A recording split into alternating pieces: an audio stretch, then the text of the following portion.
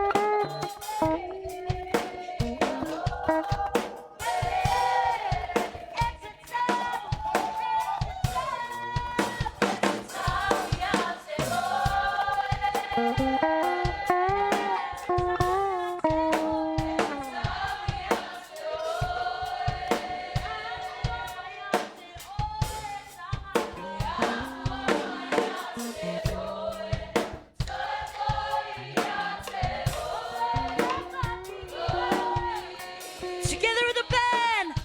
It's a day. It's a time we have to. It's a day. It's a time we have to. I'm for my yate. Oh, it's a my yate. Oh, so for yate.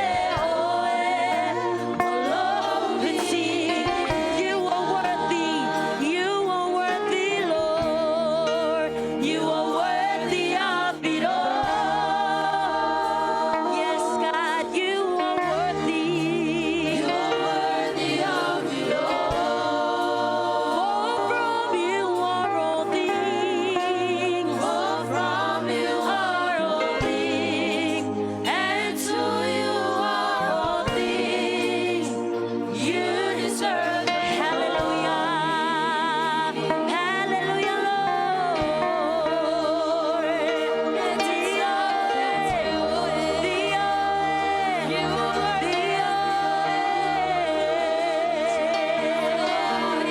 Hosanna, Hosanna, hallelujah.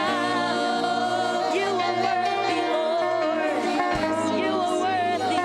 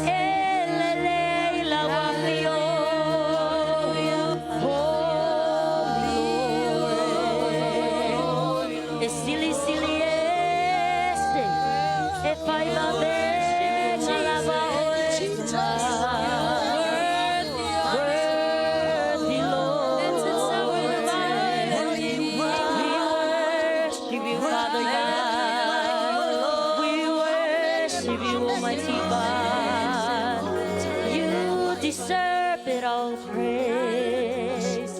You deserve our praises this morning. Hallelujah. Hallelujah.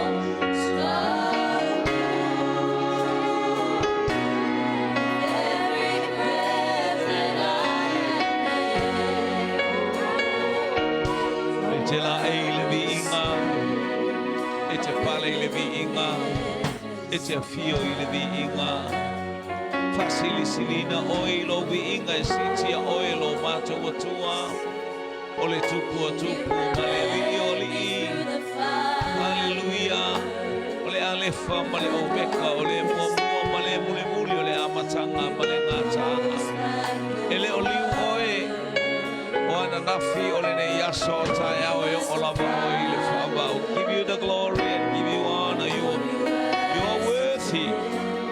are worthy to worship you Lord you are worthy to be praised you are worthy to give you honor Lord hallelujah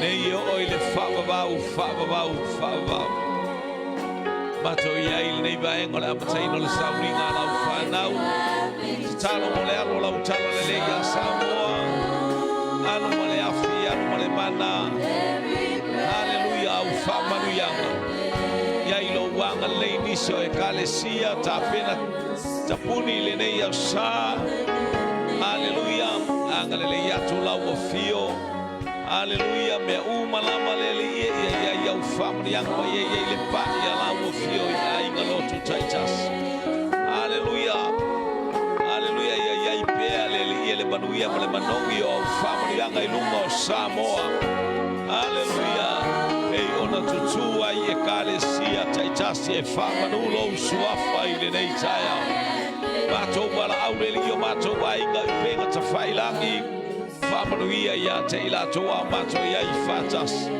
Famanuia sio mato tomai tutuila America Samoa lo mato watua. Famanuia le team le neita yao. Famanuia le autata. Famanuia ministry SSA tonu le lio le tino oikeriso. Mato bala aulea bala aufsorso. Mesteng falo molongo ila upo. Hallelujah. Bala au ya tupu la upo. Ya ola la upu ito tonu loto lau ainga talia e lau ainga lele ie lau feta lai mai lea taimi ma lea taimi e ala I lau suafa Yesu keriso wa mata wole mabala awa tuai ave lau pate evi ia lea tua praise God hallelujah God is good all the time God is good hallelujah ia vi ia lea tua atame stato pese team Praise God. Yeah, te falongo ia ile le ole li praise God. Alwe fatalo fa se limo yo to safa. Hallelujah. Praise God. Oh, tsuma yaba yaba. Woo! Solo lalo pao, here we go, pao, here we go, pao, here we go. Solo lalo pao, here we go, pao, here we go. Solo lalo pao, here we go, pao, here we go, pao, here we go. Solo lalo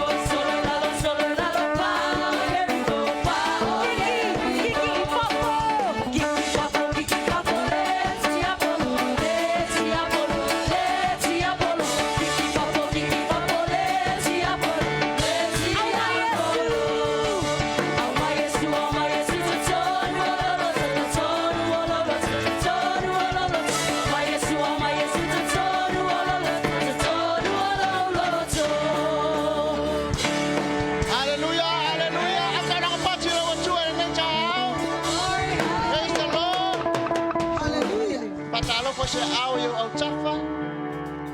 Alala mai lo le ilalo fa taitin ia le atua.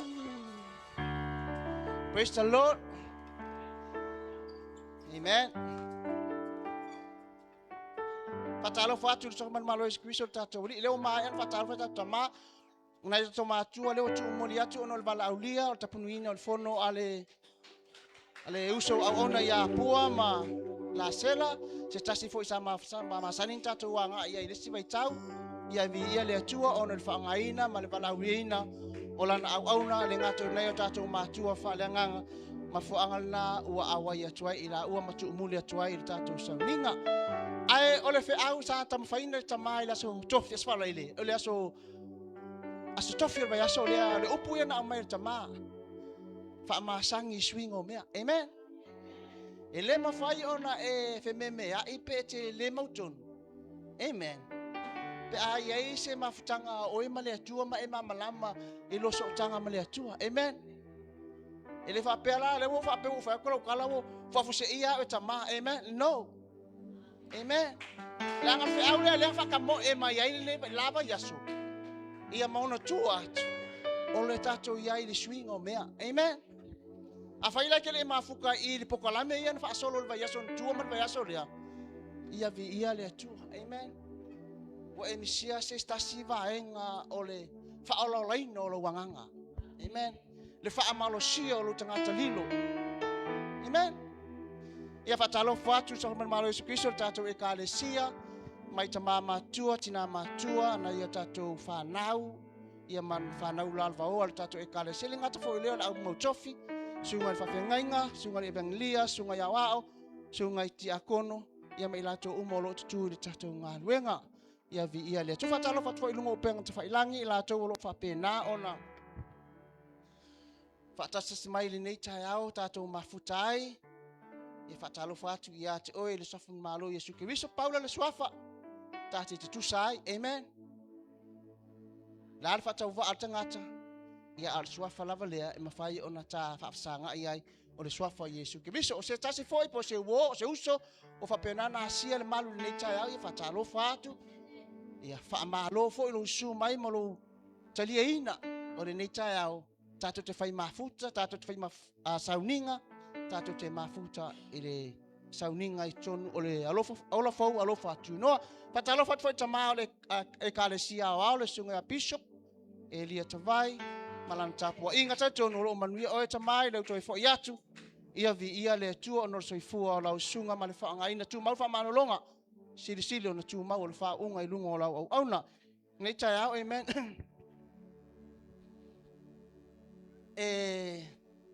na o ina o fai vi inga la ko fo il fale amen to fo il fale to le tu o ma fo lo il fi au mo ta tu ta o no ta o la onga amen o fe ka wila lo waku o lo fala skenge le wai fo la po ole ai le sa confessa a sa fa ko ai ran ka vale mala amen ia vi ele tu amen ta wol ma tala amen ya so lang pati lo tu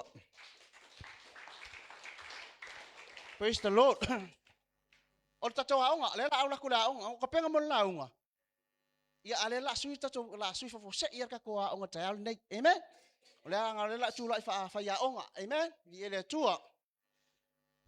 praise the Lord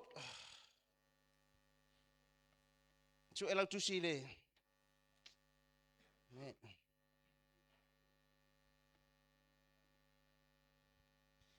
pa ela tu si o fe aule le aunga te mana o tato te fa so ta aule nei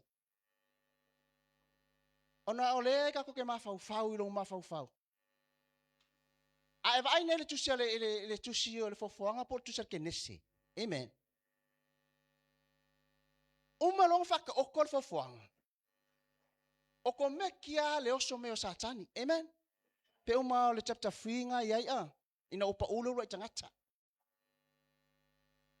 ole ala fe silil ma fau re kangaka ole to atele o tatou tele o loa po fe mele oso le e oso me satani tonu le vale amen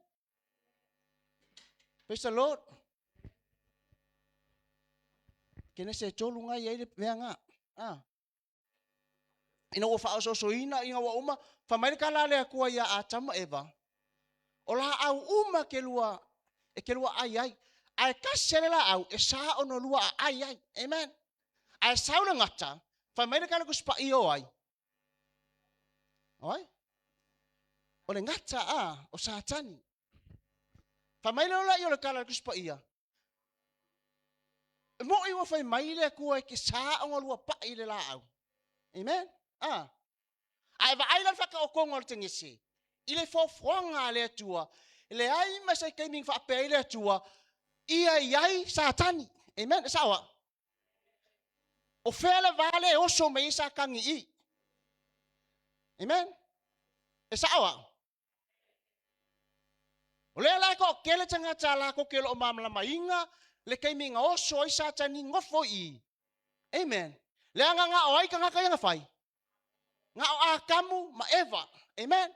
Ile faka okonga la ngal tinasi. Amen. Talan fo fronga.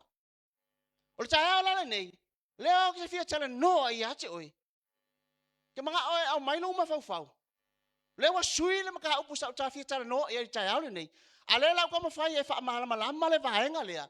Ina ia malanga ko kele o tatu. Ka ko kele o malama ile ku le po le vaenga lea. Amen. Sa au tala. Si lunga lo limpa ile pa fa pe na o malama ile kai mi ngoso me satan. Na intervene na isa kangi lalang. Si lunga lo au. Si ila lunga lo lima pa fa pe kele malama le melo tanno atuai. Si lunga lo lima fa pe ko kele. O le fa luaku. Ai fa pe le ko kele. O le ala ko launga. Amen. Si lunga lima tsangacha ele ilo kai mi ngoso me satan. O le ko o le malama no va nga ya. Amen. Praise the Lord. Vi ia le tua. O le whiaulanga po le a onga na leo che manao tatu te tatala no ai le chai nei. Amen. Praise the Lord. Ia vi ia le tua. So ele ke nese mta mua. Ke nese mua. Pe mua. Praise the Lord.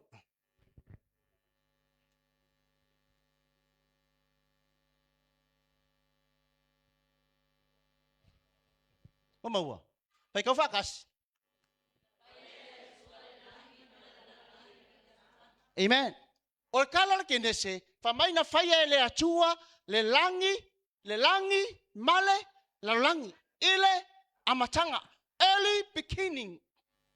Ile amakanga, nga faia le atua, le langi, male, la lo langi. Amen. Sal fai pulonga lua.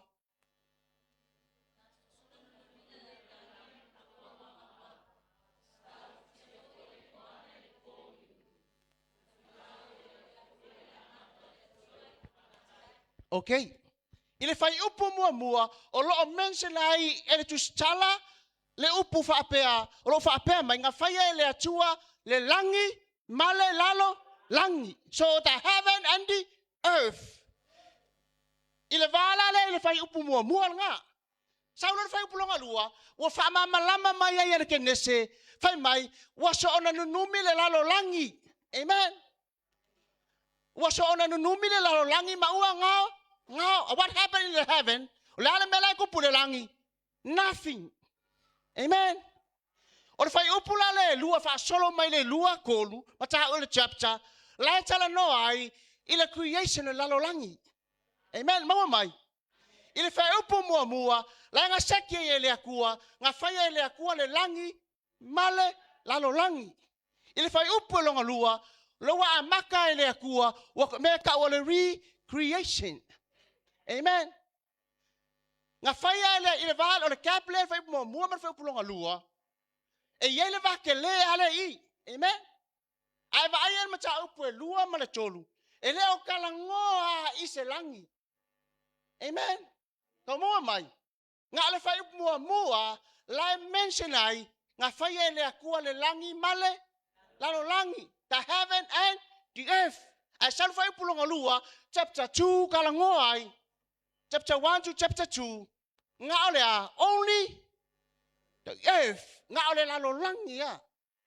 Ile vala le fai mua. Male fai pe lua fa solo mai lalo. E ele cap ke le anga kupu le valea. Amen. Tau mo mai. Nga whaia ele a kua le langi, male la langi mua. Amen. Aile ifa apea nga o mea ia nga kupu ai.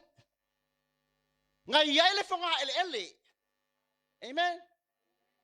Nga iaile a le sami.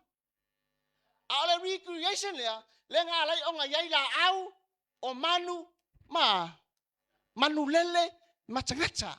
Amen. Kau mo mai. Praise the Lord. Ya so lang pachi lo tua.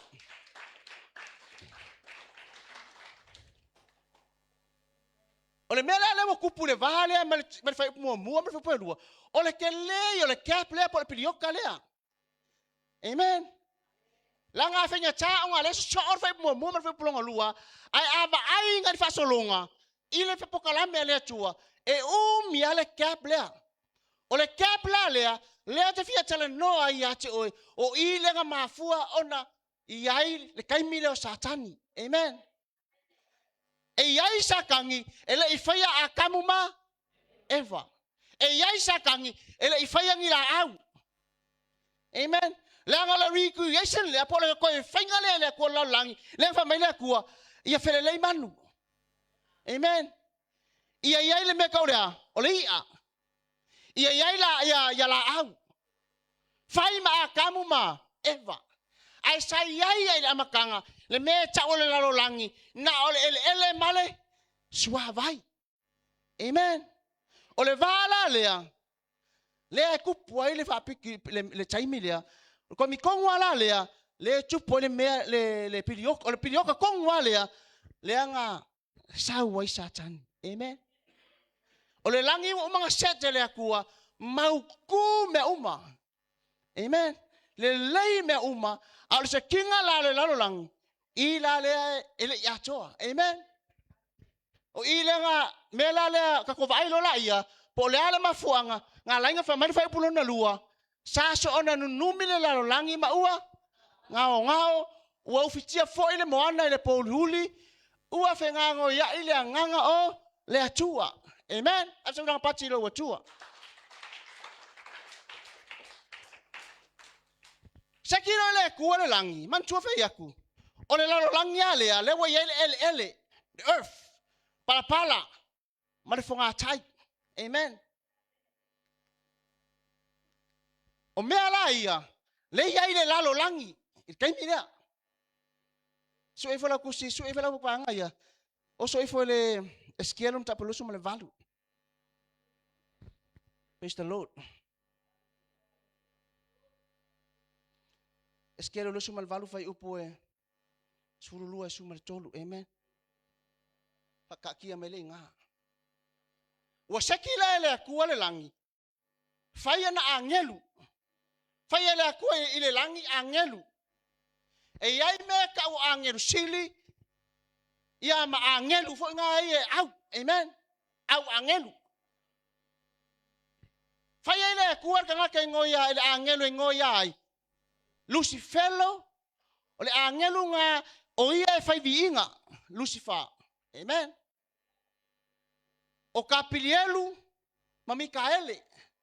O angelu silinga ko kolu nga faya ele akua o le angelu kau au ngelu sili angelu kau mala angelu ave fe au mala angelu fai viinga. Ai ba ai le sono tuspa ia so se meka o maele meka o le kerupi la fa asino i angelu sili. Amen. So se ke kau lo le tuspa ia le meka o le angelu o le kerupi la tala no le meka o le high rank angel. Pole angelu sili. E la vea ila le kangaka ngoya Lucifer. Amen. O Lucifer lo wingo lo ngole malama. Amen. Isaiah sumalfa.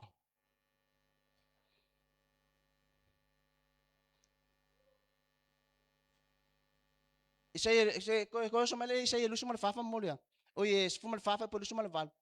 O ngale sa wali no kangaka ngoya Lucifer po Lucifelo. O le ngola nga le nga fa ngo ai le kangaka ngoya ai Satani. Amen. Ile langi sa fa ngo ai le ya Satani. Le wa eva along ngel kaimingi le wa tsaua ai Satani. Ale kaiminga ave ma angelu silia le atua. Na kaua o Lucifer po Lucy fellow. Le ai fa mo sufanga Lucifer valu. Se fulufanga le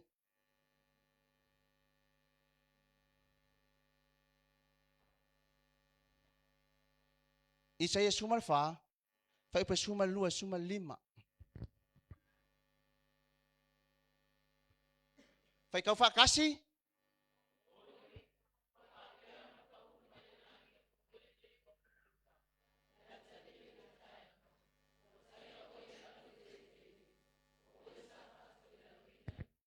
ya ka okol nga amen. Le winga nga le upu Lucifer. Ko fo ilunga sumal lua. Oi le ua pupula le atali ole tayao. Winga nga le upu Lucifer le ai fa ingo ai Lucifelo as an o ia ole angelu sili. Amen. Saulo ala wa sui melengo se ka fa mamla makul melia. Ala me wala fa ingo ya Lucifelo. Amen. O ya Satani. Mai le langi sa fa ingo ya le atua le angelu le o Lucifer po ia o le pulo le tayao po le malama le tayao le pula mo le po le ali o tayao ya Lucifelo. Amen. Ai Saulo le wo Saulo le lango pa mai le langi fa ingo le tangata ya Satani o le upu Hebrew Satan winga fa se tau fa se. Amen. O lo winga nga le ngo Satani ile ngana e Peru that is silver ola. Ya fa sawa. Fa tau fa se. Amen. Le ala wa sui mai le langi o ia fa tupu pula. O le ali o tayao a wa pa mai le fa mai. Wa pa mai le langi. O fa sango foi Lucifelo. Sai le langi. La langa luenga sa fa eskelo su sa malvalu. Amen. O Lucifelo o ia le angelu sili mantua e tolu angelu sili o le langi. O Lucifelo Mikaele makapilelu o Lucifelo la ngaluenga o le faiviinga. O Mikaele o le angelu tau. Amen. O kapilelu o ia le angelu ave feau. Amen. O ia kai ia angelu ia e o ave send the messengers. Amen. Angelo o Mikaele le sa faya kawale pa maita ni le tua ya tanelu nga failo lau kakalo o le langi o sendi nga mai le kali ai fa mai nga feka nga kau Mikaele ma angelu ilunga o le va nimo e o ye ka kom ka upu pe fa pe e lavalo on sai tsa nei fa kau mai la ia fa pe skelu suma le valu pa suma lua.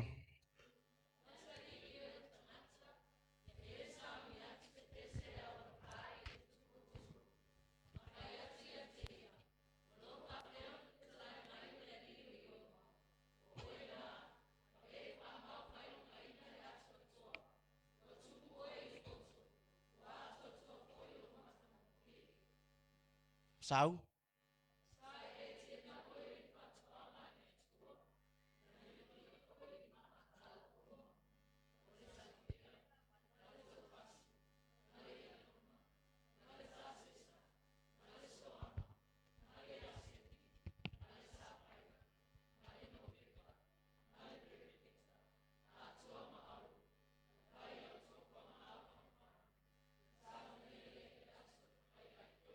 Amen.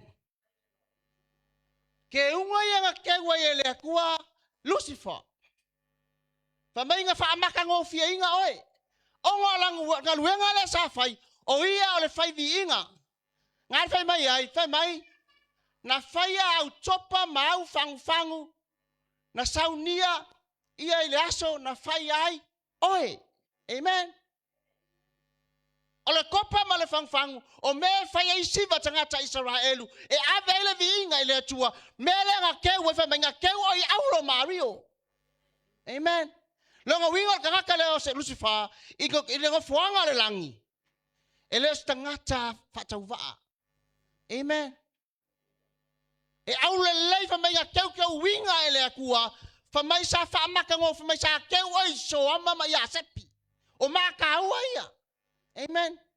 Ala me wa ke oi le kuar ka malo le. Amen. Ngake va kuar le vi inga ya te ia. Amen. Praise the Lord. Fai kau mer fai upo sau fai upo sumar fa.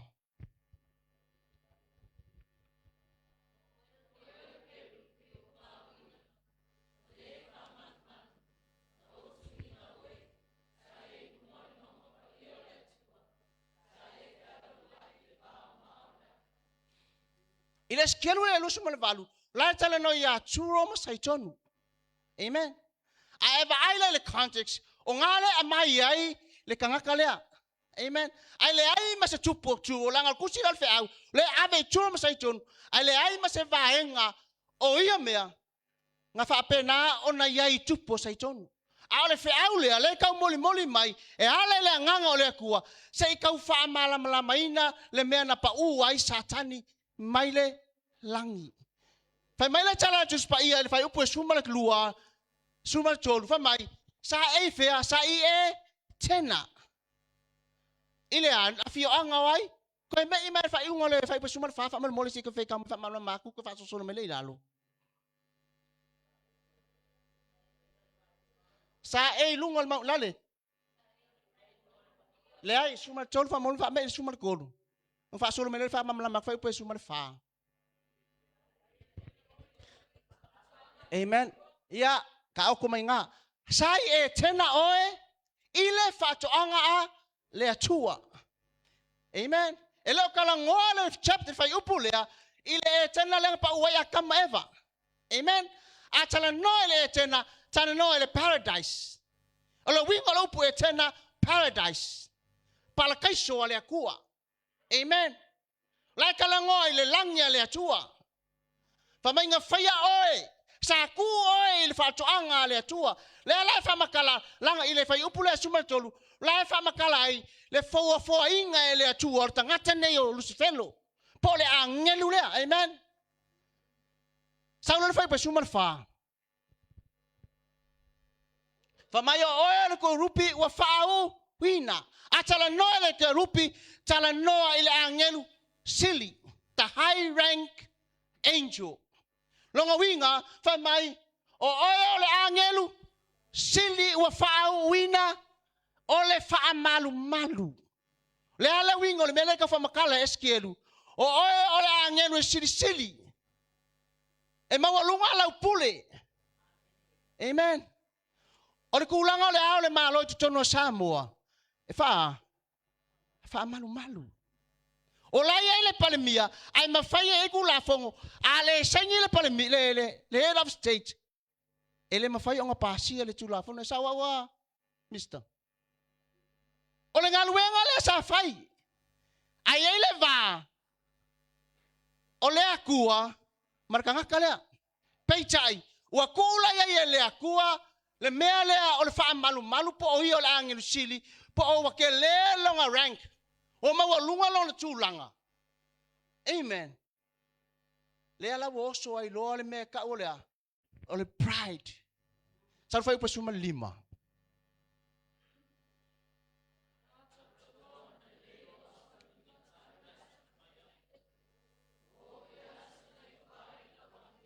amen kai me nga fa fo ai le akuar ka ngaka nge o lusfel pole angelu ngelu fa mai sale le ala wa mio amen sale le lo fa viinga ola ngal venga sa fa kingo s h a r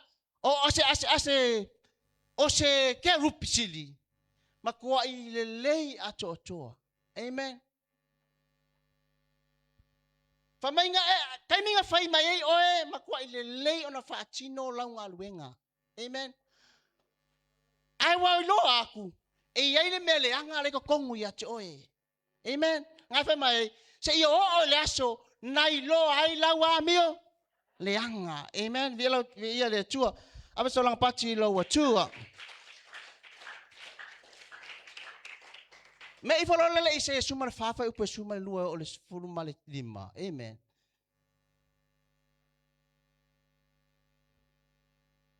Ile met fai upu lea, le kau whamakala mai ai Isaia, le mea le nga fai e satani.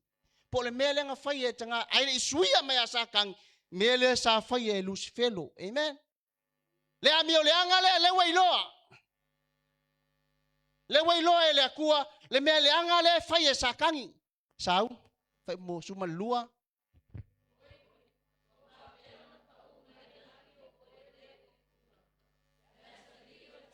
Taofi fa mai, oi wa whapea ona pa umai langi, oe le ua pupula, le atali ole, taiao, oile kalango iai. Lucifelo. Sau lola ia, le alawa kau karakala mai loa, le mea le ngalai ona whapa umai le akua, pe ako mai le akua, i lalo ole, fonga ele po le earth. Ia sau?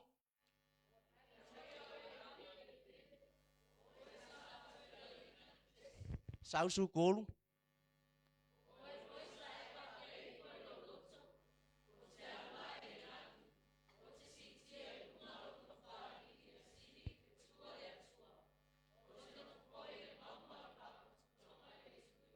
Kaofi, amen. Lea wa fai lor fai upule sfuma fa. Le mafu anga pole amio le anga pole mea le anga le a satani fa mai ya. O te alua ai le langi. Amen. O te si tia i lunga lo no fali i a sili fe tu ale atua. Atala noi fe tu la tele noi angelu. Amen. Fa mai ia si kia longa kulanga ia sili o ia angelu umai. Ale atua. O te nofo fo i le maunga o le fa potonga i le tu i ma tu pride. Amen. Wo son fa maulunga o no le to finga le ave i le kua. Fai vinga o ia o kangaka o le angelu fa malu. Sal fai pes fuma le lima suma le fa malu.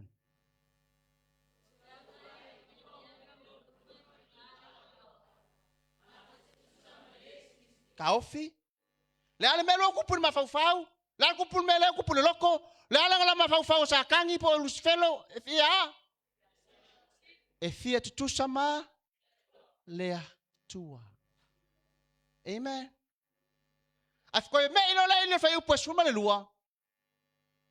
La makanga fai upo suma le lua.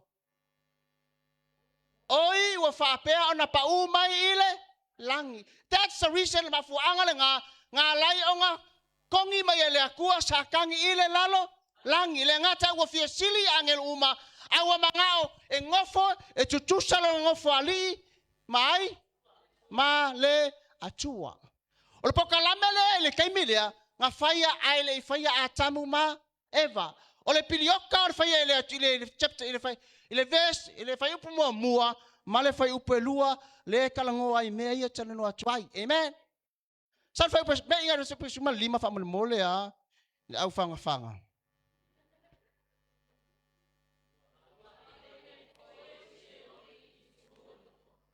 Ua aveina ifo oe I se ole itu lua amen. O le ala o I amen. O I la le nga le on tapena ile tuan me ka wai se oli. Ai foi lá naquela que espaia. Ele ia se meca o seoli, ele meca o ilha. Ele foi foanga. Amen. Ele ia foi ele com seoli, only the earth. Apa ia ele akua, ele kala le foanga. Ele chapter 1 and chapter 2. Mau mai? Al pilioka le ele vale al fainga. Ele akua le langi male lalo langi. Vai no la ia. Le kupon kongi mai lalo sakang. Kang lo le aku fai me ka o seoli o le fa mo seoli o ai o satani pe o le kaimi e umai lana pule ile lalo langi amen me ile fa alinga mta besuma le lua a o ia le fa alinga suma le lua fai pe ko le fuma le fa amen le la o le mela le kupu. O le fa ma lunga la sa kangi wa manga o e sili ang ele ngata wa ave ye le fa pol fa malu pe peng ave le ku le me ka o fa malu o ie ku lai e mo lunga i angelu ale melo tu pu fa longa loko e fia kusala ngofo ali mai ma le atua a o ainga faia o ia nga faia e le atua ma fu angalanga le nga kongi mai e lo ele akua alu ese mai ile langi ai mai ele akua ko le lalo langi pechai ile kala kai milia nga ile bango sakang e mafaingo nga entai ngai fia nga kongi mai le langi faia le malo sakang ai nga ia le avanoa e alu akuai sakang i lumo fia o le atua nga sar ku se yopu amen kamo mai nga kuli mai le langi sau failonga malo le lalo langi ai nga ia le avangoa e alu ai sakangi i lumo le akua nga e talongo mai tu se yopu fa me wo kula au nga ngelu ai lo so koi mai satani ile kaufia le alu o satani ile lang wai langa ile kai me pokalame le tua e mai langa pule ku ulo o ile mele ka o se holy amen ia faalinga mta pa sfuma le lua ko no fa tol fa mal mol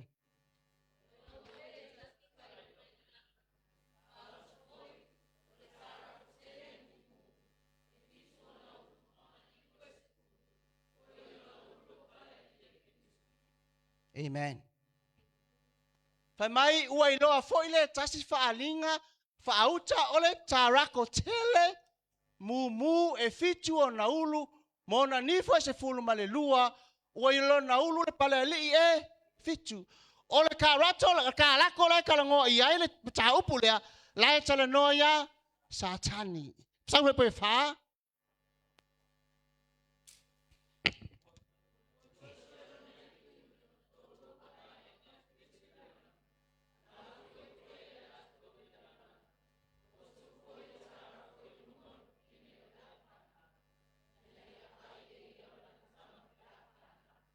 amen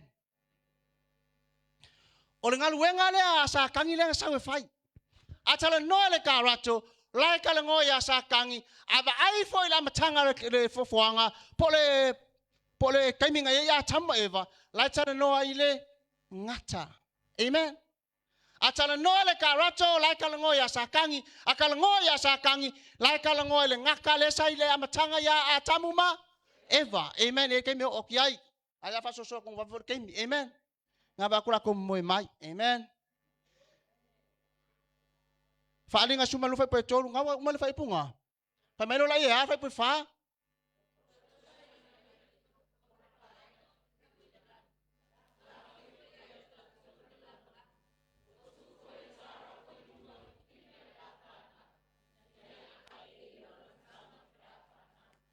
ele ikulia mai pe nga lafo mai ele akua sa kangi lalo ngao satani amen ngafa mai olo koso mai lo ngai ule a fia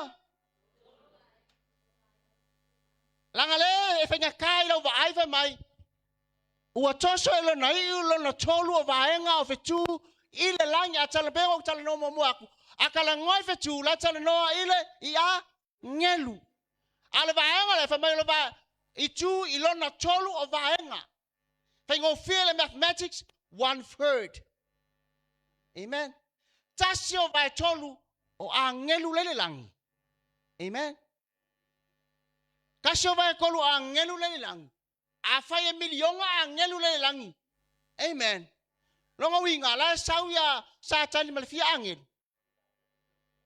kolu fia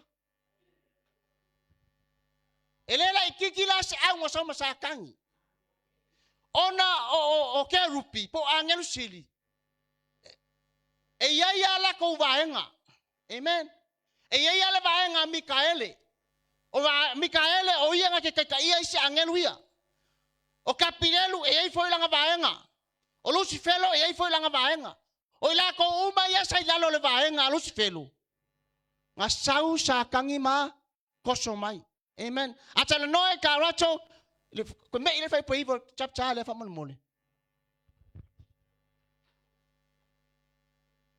ya fai kau fa le mari mamra mai amen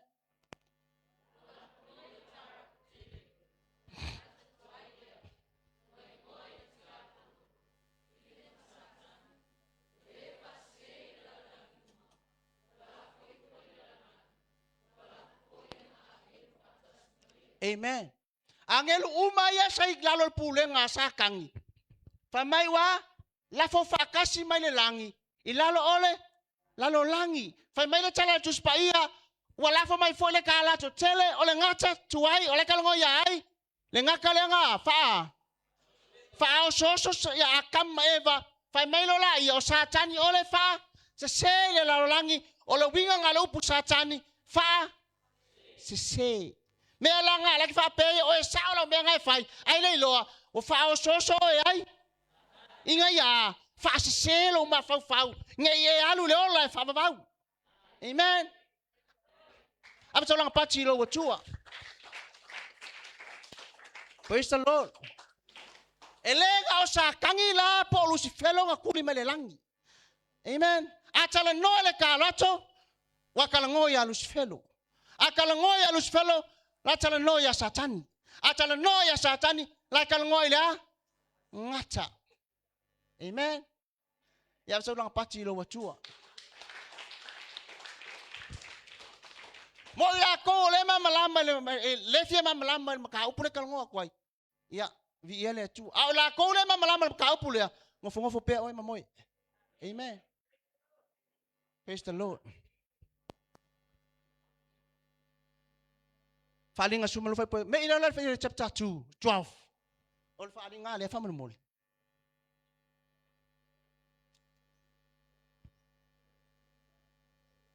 chapter 12 ole verse 12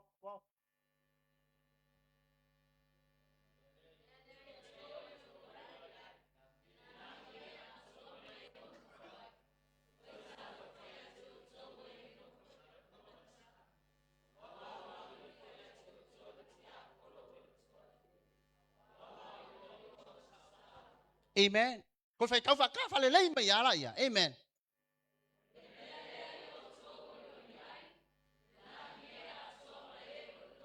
Kaufi. Famai ole mele ya. Ia oli ai o chowo ene no fo ile. Langi.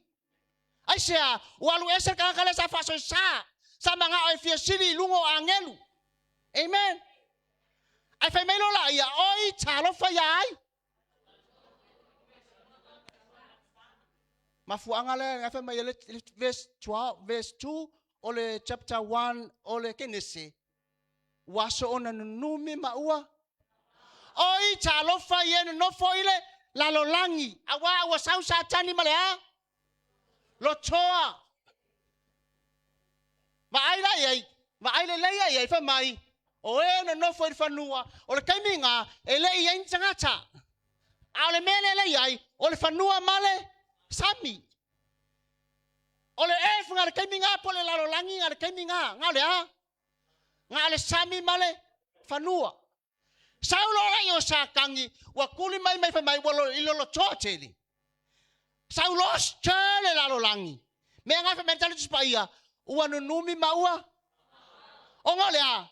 Ki ngale lo choa o nga walu ese mai le pule a le langi. Amen. Le alas ko sawa ilola ia a maka ilola le kenese ilona fai upu e lua. Amen. Fai mai waso ona no numi maua ngao empty. Le ai semea pangisa. Amen. Fai mai saulo le kuwa. Ku esele me matutu tu esele mea su. Ai fekalai ia ile ma lama-lama. Ile iai se lama-lama. Amen. Leanga o ayo sakangi o ia ole pule ole pongsa. Ole ali ole pongsa. Sa fai ngoe le atua o ia ole lama-lama. Ole atali ole taiao. Ai inga wa fama wa lunga loko. O ngā le wa sui ai. Amen. Abeto langa pati lo wa tua. Praise the Lord. Ko fia la angelu nga sang masakang. Fia. Sumar kolu. Kangola su ifar faling ay liman fa ipa sumar tas. 1/3 tas yo vai tolu. Nung winga ide ko la ititi. Saule ile chapter ele. Ya. Mangay fa ka fakasi mai.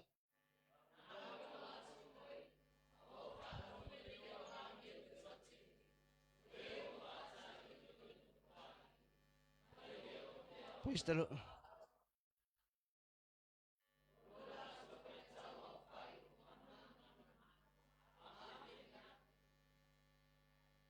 Pamai, ole kau fa makala pe kau le kau fa ilo le chapter lea. Le au fa inga po le ko kele mea kau angels. Amen. Pamai le mole mawa yoane, ngo over aya fa ile no fa li. O lo fa ka milo ai ya. Angelu. E to atele saulo lai lalo ifa mai. O la tau fai tawa fai ua mano ni mano mani afe oni afe. Mano ni mano 1,000 afe. 1,000 afe ah. 1,000 le lalo. 1,000 times 1,000. Amen. Lalo nga mano ni mano means many times many. Amen. Mau mai. Longa winga ole afa ingo angelu laile langi ele mafai ona fai tau lia. So a faila ola fa inga laile langi. Imagine lo mafau e kaso vai kolunga kuli mai le lalo langi fa kasi masakang. So makua ikele a ya meka oa. Evil spirits. Amen. Amen. Yeah. Abso lang pati.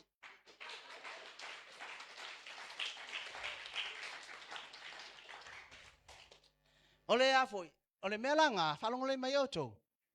E ele melo chal no chama ile. Mele ole alu ile mumule a foi. Ile taula sia po le mole a foi como mea. Fa taula itu, amen. E ele fesi ke lea. E ele fesi ke lea. E ino sia ele tua tangata e alu i, emelia. A ol fesili la ke manga afi fa mamlama ya te oilo mafau fau nge ke fesili ngira mafau. Wai e la me alenga kau kala mai le tangata mai le ke alo su ele mai. Amen. O la me alenga ilo ele mai le por kau la se le. Le mele kau kala ko pe oi e sa ole le ya. E sa ole le. Amen, sa wa. La foi ole nga ngo sa kan ole tau fa se. Amen. Wa umaga sakile malo sa kangi. Amen. O li ma fai pule ma. Ali sini ma. O umalinga saki. O ayela laus kontila haiki. Amen. Ela laus kontila ko kamanga fai fe au. Fe kulu ya iso fe au. Ngai ku yo kafa. Ele ilo sa kangi me arko ainga. Ngai ma se me ilo sa kangi. Kamu mai. Nga ole ko fa mai e ati la nga sila fanga ko ngole locho tangata e oi me lilo sila fia le akua. Peke moilo moenga peke mafau ilo wika ile skanga sila fia le akua. A sa kangi ele ai ma se me ilo ai sa kangi se me ai mafau fa la nga listangata. Amen. Alale ai kia sa kangi po la me ko kia po la wala sa kangi. Le ala yo nga ilo sa kangi. Le me ale ke mafau ai. A olua kalangoa lai ku wai le kama angel. Amen, mau mai. Ole kai me tau chalai lo ngutu. Ole kai mi ngai moli mau le angelu le angale apole kama ivo le. Ah. O ia la le mo linga le. Mo lia le kala le. I o le kanga kale wo faile la connection ma satani. Ole awa fe awia. Me la ngale fa pero ma fa fa. Sorry, ole mela le ka kalongo ai le kalongo mai. Le mela wo ai o. O lu ka kalafua. Amen. Ole upure kalongo ai, la fa longo i ele ke apolo por temoni. Amen. O ngalo le ke mongile kikilia, momongili lang kamala. Amen. Man kwa so ska la se a po se me yo fa baila me nga linga ino sie le tuor ka la se male taula aichu. Amen. O nga wa yele connection ole me ka una kaula sea male kaula aiku. Ile ya satani porque mongi. E yele ko mongi le ngalu ko kongo ka ngakalea. Le ala yang kau kala kala ko me ia. Mau mai?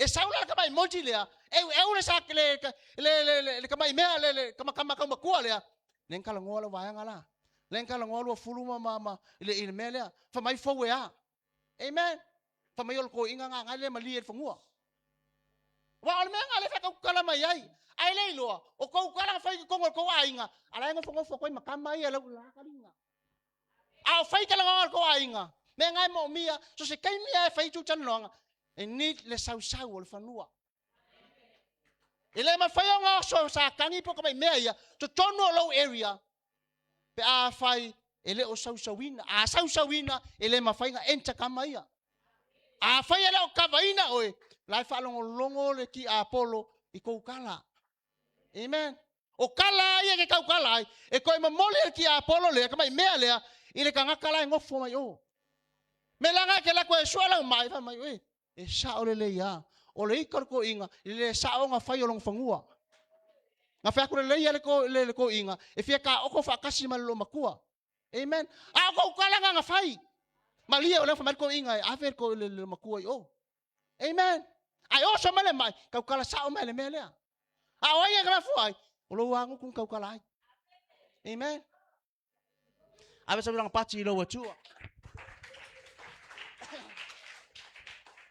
o le vaenga la nga le fi fa mal maina ina e fa sini pol ala me ke wa ile nga le o kala ngo mer ka kala that's mafuanga ngal kalinga amen o lo ko kala mata to chala safai la ye le kama me ye la ngai le ko ala kiki me ia amen e ma ko ia ngongo wa ia kama ye le pai a fai fa mai yo ane e mano ni mano afe ni afe ele ko ai titi la a ngelu le lang e meti le pe ko lo ma fau e tase o vai ko lunga kuri fa kasi mai ma saulo le sakang set pe fa ka oko lona malo i lalo langi amen ele isa kinga le langi sau sa kangi wa kuli mai le langi sau loa fa ku langa loa lona malo ile lalo langi saki lunga me ka ole vani mo nimo se su ya ko femile sa kamanga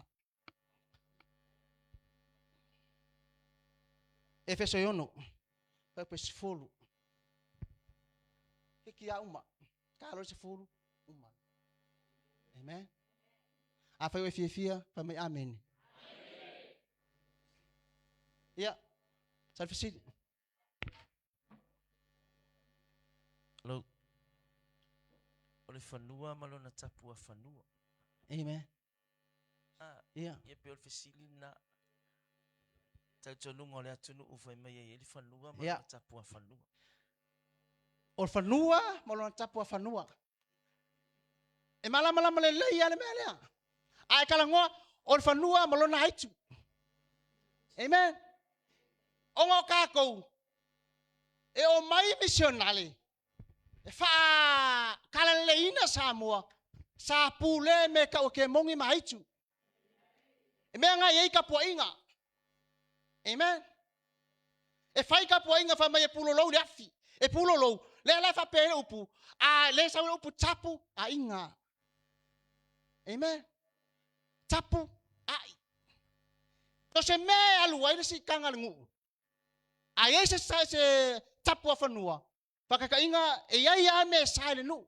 a alu si se au kirkiki e ia me sa nga soli o tapu ngal amen tapu ngal fangua a soli longa winga langa layo ma spirit al ngu amen e kala la spirit le pe afa pe wa loke me yanga nga manga oi ka unga fa sa vali ele nu a me ia evil spirit o ma ko ngu ele me ka ole pisanga wa itu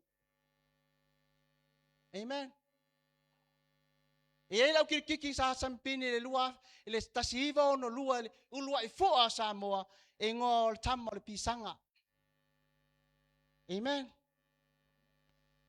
le ala ke ma fa ina o wola ifo pa mata tu chala le anga le ala uma fa ko ola ifo po le ala me sa le upu pisanga amen alu la uma fa le negative amen ai ke wa ma ko faia mo poka ma me fa pena i ka me asfia ai ma te fa longa ku i uchan ma tonu e ka pa o mai le sasa mai kan palau koso mai mea o ngala le sa wele upol pisanga o tala ma tonu e me ta o le vaosa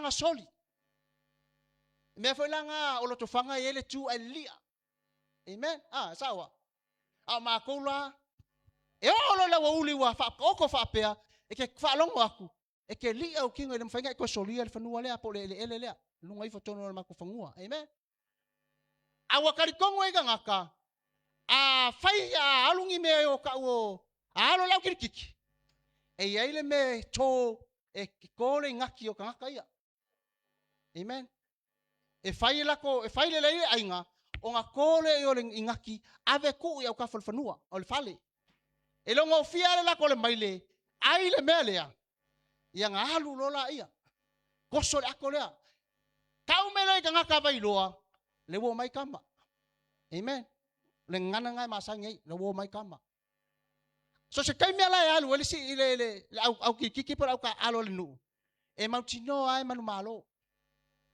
ai foi fali ngai lo e nu amen pole alma mai kua ole e ka ko se kise polo ai alo foi se ye mumu mo ki ngoi mawa ai lo sau kiki ele inka makiki ola iku amen o chapo fanua me vola nga mi mika ya akelo la oi o ke pisa ya po o ke le langa o itu amen o ke ola ifo afa matala ile o kai mo kiki fa fa sal matonu ako sa may velo ale paka afa fa long mas velo ale paka tamal pisanga o ke le mika ai langa o iku o che ino ai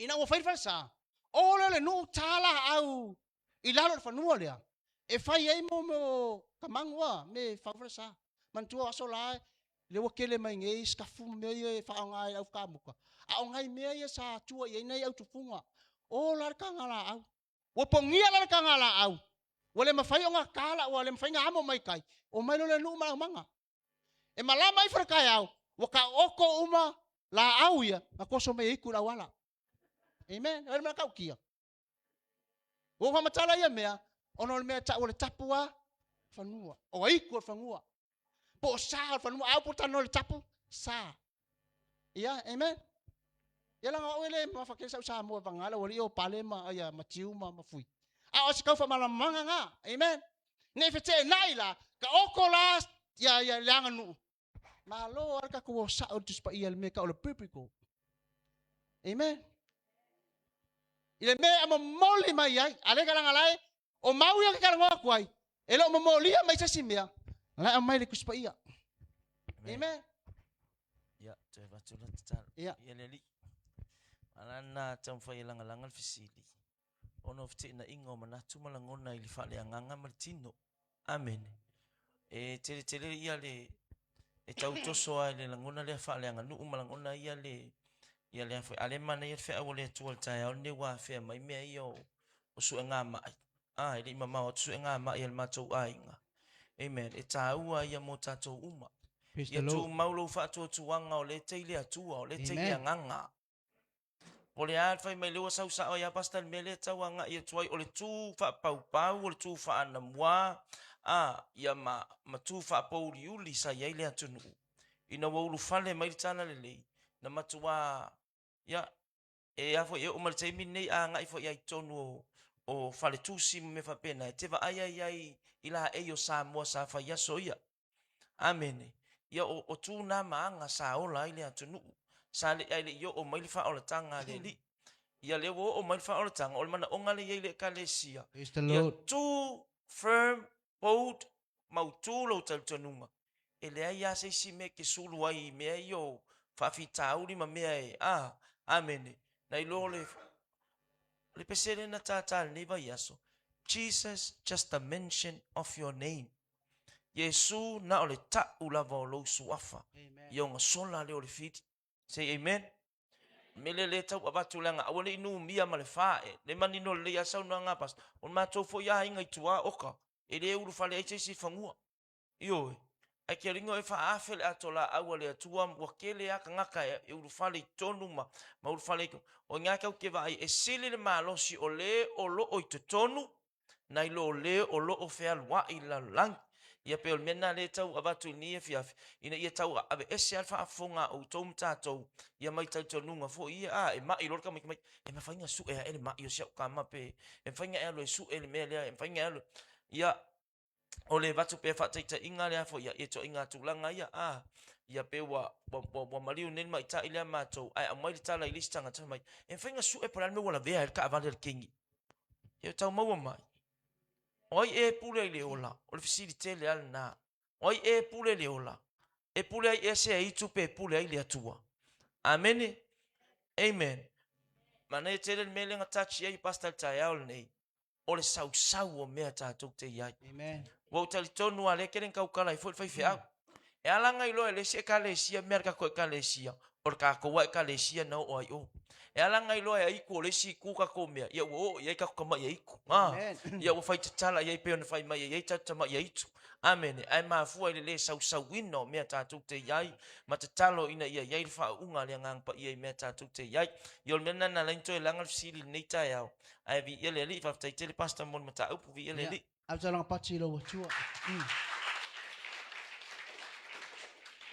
Salama tu semua tasi de, salama tu semua tasi fai po iva.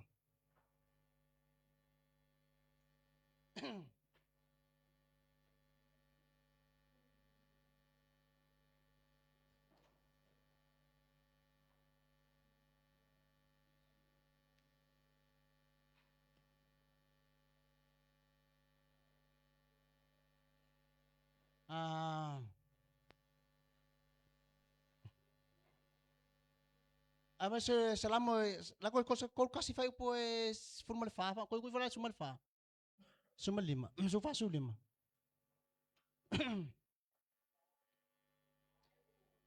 Ya, I folo la il fai ma sumal lima. O e lava lo watua sa loa. O lo yo a ao waso. Ia e lava ai mai ya chau ai lima o e ita mai. Ma e watu lo mai ya chau. Amen. Me la lenga kupu fa fika uli ma fa fo se inga la velo ka vale. Amen. O lo o yo a ao o waso. Ia e lava ai mai ya chau ai lima o e ita mai. A o alu lau ka vale. Ia e mau ki ngoa ka nga faisa kwa kalo e ku le akua. A o e sa vale le ala. Ka nga e kala ngoa le akua. E fa kongo wala. Amen. Ai se langa lai ko kele la ko ya. E ita mai ma tuli loa mai ya chai o ai veia. Ti Apollo. Saulo fa palangi le mele amakanga lea. O lo o yo a o waso. Fa nga mai le New Living Translation. Or King James le fa mole. My times are in thy hand. O lo lima o aso. I'm finding sa le New Living Translation. Lese version. Ole version nga le fa pe ma your futures in my hand. O lo luma nai o lo yo lima. Akala ngolo lo mangai le kala ngo. Lo lima minute luma. So fa ke la ka ko a of pokalame lo luma ngai. Ia e loa lai ku uluma ai. Tu ulima o le atua. Langa lai a. Lai kuri loa mai e icha mai. Mea ngai alenga la vea lau ka vale. Amen. Mea langa esken a. Langa lai kanga lai kuri loa. Amen. Amen. Leo ke fe kalngoni mele fatal no mai ai. Lela ko e meila. Ele ole ka ko kami nga. Ese me langa ko ba ko e support ele mele kalngo mai ai mul fa fo senga la vea. Amen. Fa fo senga oki. Amen. Ya, oso mai le Efeso 1. Kuli mai lole Efeso 1 fa pas full. Kuli mai lole sa kangi mai le lang. Saulo fa kulanga langa pu sa tu langa lo na malo lalo lang. Ele o lalo lau I ala tu I fea. Vani monimo. Fa sau.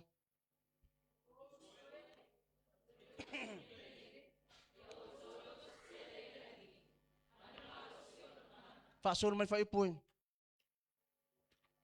Sau dis fa ipu.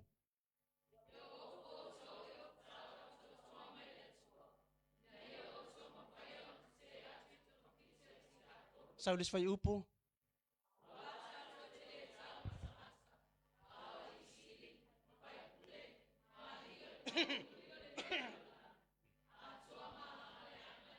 Kapo malenga.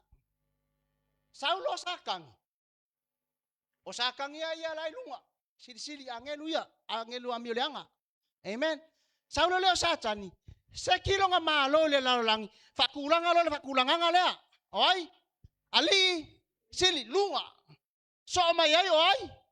Fai pule lua yai ma.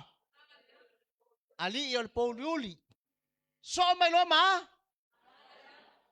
Kamalayo ngangale anga po evil spirits le ka kele le ka ape. Le molinga oi ngai ngakale ngai le liol poliuli. Lakur poliuli ave ngai fai pule. O kamayo ali sili. Kamangale ngo foi kuo malo. Amen. So skai kaya malo le lalangi. La sa fa ye ke mele ka ole. Ali sili. Amen. Menga lenga feu kalinga mafa maululunga mafia sili pulenga malo ke kele. Langa le sa fa ye kamaya. Menga lenga feu kalinga Putin. Langa la ye kual mela. Amen.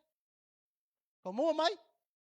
So se maloa la ngofai kuale ali silia sakangi. O ia le control nga kukua. Amen. Ele o se kinga la ile lalo langi. Ele o se kinga le langi. Ala se kile va nimo. Menga lenga kuli mai ele akua kali le talo tani elu. Ai sa fe ko ai makama ia. Amen. O la nga nga sakangi le fai. Amen. La nga sakangi le fai. Ya? Fase. Revelation, faalinga sumalu fai pasifulu. Kongi foi lungal fai pe eva, sulu fai pe eva. Langa menga ale fai nei. Amen. Wala fa mai voi lenga ka ngomuai. Menga sakangi le fai ole a, tau fa. Se also chapter 11 verse 10.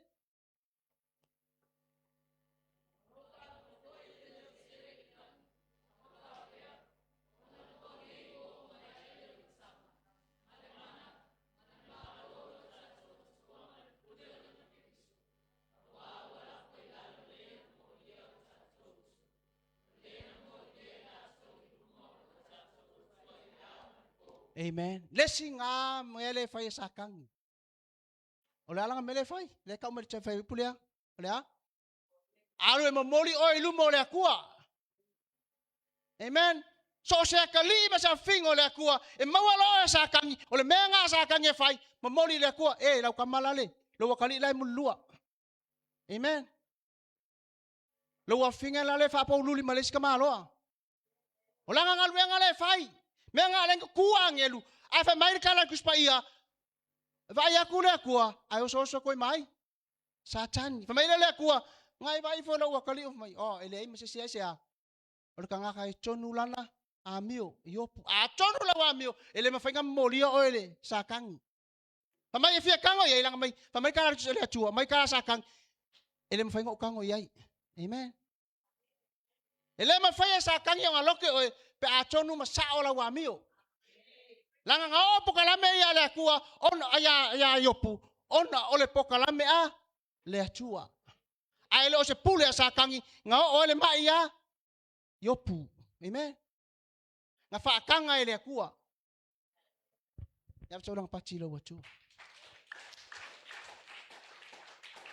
Ngaluenga ngam mua fa selo ngalua alwe ka wole anga. Amen. Alwe kau ohe. Le kenge malakama lale loa kali ilale loa fafinya lale sia manga mea. Amen. Langa nguenga ngale fai satan chau oi lu mal. Kon ni choi fa fai pe fa. Amen. Lua kon ni choi ta pe fa. Praise the Lord. Mele le fai sa kangi ina ye machalai mo makalai. Pol ngaluenga satan yo fai ngi.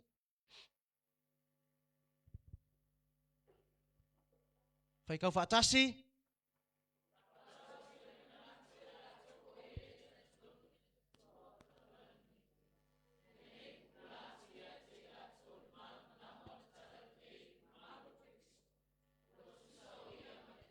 koe whai kauri lei.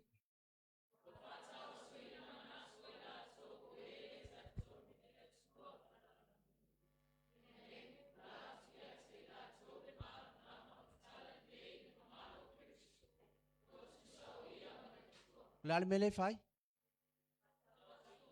Whakauaso maka.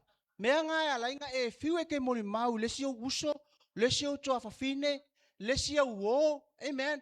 Whamai o langa ngaluenga le whai, whakauaso maka, awangi i kalikongu le mele ke kalangoa kuai, awangi i ona talia ina le mele ke kalangoa kuai, whamai le arme muli muli nge ia, ina ipupula o la tau mata, ile mala malama o ke riso. O le ala po kalame a satani, awangi i o tangata i le o tanga, po le ola e whabavau. Amen. Menga le manga oi fa pong sao maka se ia oi fea se oli le mele poko fai ele akua moia. Amen. Fa mai ola ngaluenga nga le nga fai ngei pole poka lame nga satani. Menga e ala inga ka ai ngei ka ngakarai kai. E fiwe ka mafai o lo ai nga se a o lo malosi nga ngaluenga satani o le fa ka waso ingo macho tangata. Inga ia awangi ela ko karikongu i fa kanga male upu ale atua. Nei se sulu kwai le malama. Amen. Efeso e lua fai upu e. Pastor, ai te rei mei ese maloi fai upul na. Amen. Mai sina whamani nonga o le paungaina mainga o le atua la ititi na le o lalangi nei. La ititi o le atua o lalangi nei. Mo tato kalesia. E le o wha tau i le atua lea. O le wha tau le atua le ti Apollo. Amen. E ngā le fia watu e mai se wha mamanga o le afo ia. Le whaungaina wa e alanga fisiringi alwa e ngā lea e o ai kako typing i lungo o kako status. Facebook le kalesia. Ala ititi. E whaunga le atua mai le tuspa ia le ala ititi. O atua la ngā atua ese. Ai e whaitau atua e tale A capital letter A. Po le ala poa. O le atua o atua. Basta. Le whaisa e whamani nonga i le si whaitau. E o fwoi le whaungaina o le upua nganga. Ala ititi whaunga mai tono le tuspa ia. O nganga ese ngā anganga e le o le nganga le o le tato watua.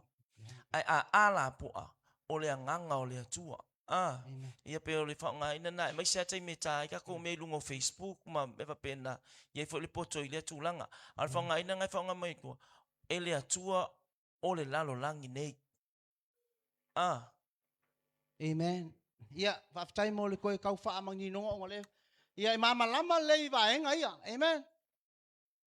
Malama foi le vaenga lea. Ai fai kau foi ia.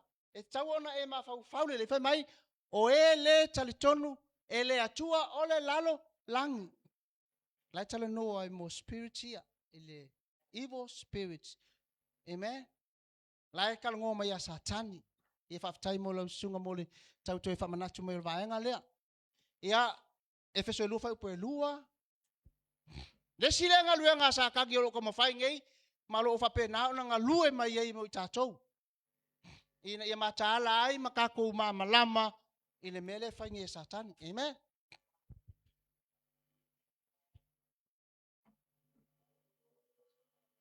Ia, whai tau.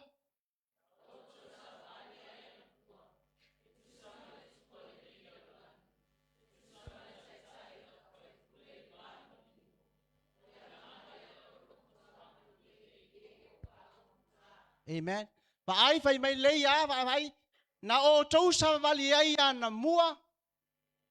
Tu manga na mua. Ai le yo mai kala lei e ai foi e tato tu ma tato wanga. Amen. Sa va penana control ai la tunu o Samoa. Sa pule ai Samoa.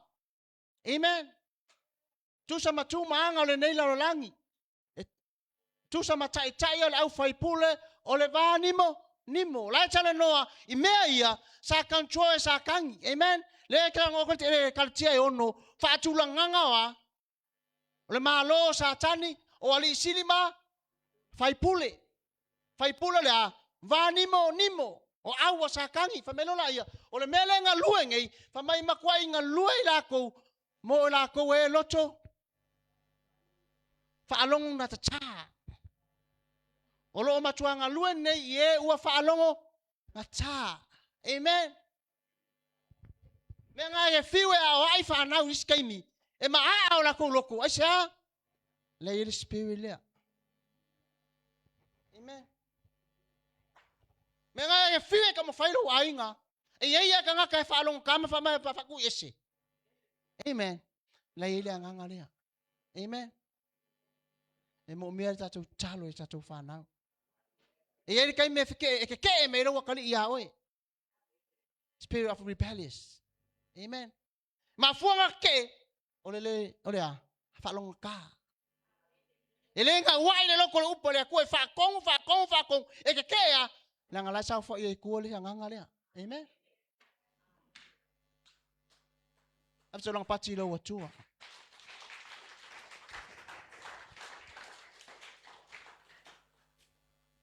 Umaka ko. Ya. Maailo la ia ka koko i fo i le kenese. Pe o le fesiri nga ba. O le kaimi nga oso mai satan. Amen. Le la uma malama. O le vale ku pole o le keple le ko oso be te no atuai. Mai le vai mua. Ile fai upelua e ke le pokalame le po le keple o i le nga alai o nga saulo sate. E saula le akua. E saula le akua. E toi e fio mai le nganga o le tu fa me wa fenga yo ya ile nganga o le tua. Le o sa fa ye sa kang. O sa kang ile nga fa ngungu minga le langi. Amen. Alanga la ile mo fa yo ngo so mele pule sa kangi. La ngo fo ye po fese me se kuli mangu au fo ele ku. La nga fa alongo sa kangi le tua. Ele ma fa yo so mai le pule sa kangi. La nga ilo le sa kangi. O ia nga fa ye le atua. Ngai kalongo ile skeru nga fa ye oi. Amen. Ele ma fa yo ngo so me nga fa ya ilena fa ya. Le la ngo fo sa kangi. Ai fa longo ona talinga. Amen. Ai ra ko lola ia la sa fa eva. La kuku eva mai. E mo nga fa kuku kele. Mo mai. Me fo nga la ia. A o me le fai. E sa kan on fa se. A makalo i ona pa ula lo tangata ile tau fa se a sa tani. Amen. Ole ala poka lame le ku nga le correct. Ole ala me nga le nga le ala me nga le nga fo penga poka lame le ku ngi me uma. Amen. Le ala me nga le nga poka lame penga fai le ku ma create le ku le langi male la lo langi. Amen. Ya fa uma to poka lame. Eskelu no mata upu kolose mo suono. Ole poka lame nga lai ona poka lame ya no ki va ku le ka penga me fesili por kai vau. Ya. Tunoa. Tai lau sunga le. Tai yon le tai au. Matang o fie foi le. Wharongo atu ni tau. Ole. Le tau poe le tanoanga le atuam sa tani. Oi ma atan. Ia ole na e saunoa mai ole tele o tala e tanoa. Ia ola ia ima le anginu le anga o lo wharangolongo. Le alaua wharangolongo atu foi ia o le aua. Pai le fesili ale ngata ya eva. Luna winga ole fasolonga ole prokalamia satani e wharangolonga fo ila itala le atua ma atamu le amtanga po le ala le na ia iloa ai. Pena fai mai e le atua e whasao na lua ai. Fie mamala mai le vaenga lea. E luna winga exist le satani mai ai le amtanga a ole i whaia fo ia le tangata. Amen. Ia e fie mau ai se manga tiro le vaenga.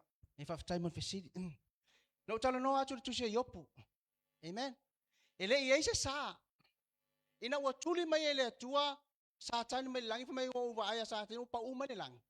Ele i fa sa inga ele akua sa kayong ko enta ele president ele akua. Amen. O lunga le langi le fa kala ngonga le yopu. Ita le kala ngonga kala ya yopu. Fa mai a ku angelu. Ale atua. Ai oso koi mai. Satani. Ele ima fainga poloka. E ele pokala mele atua. E ele kaimio satani. Le nga la yonga kuli mele langi. Fai ele akua meka o seoli. Amen. Na fai ele akua seoli. Ele iko fai ele meka ole chapter ole kenese mo fai upelu fa solo mai lalo. E ma fai fa matala ina ile aus scholars ole ko recreation po le toy for ina ele atua le langi. Amen. E saula sa kusala kuli melang. Kuli melang ile lalo lang.